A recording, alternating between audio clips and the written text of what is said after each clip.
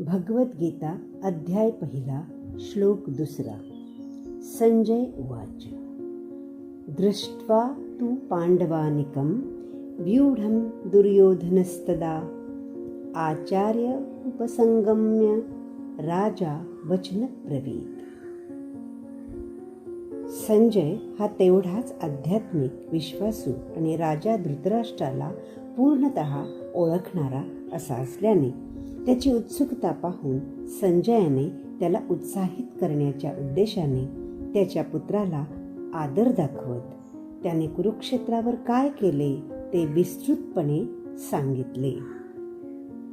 त्याची सुरुवात 2 श्लोकात होते.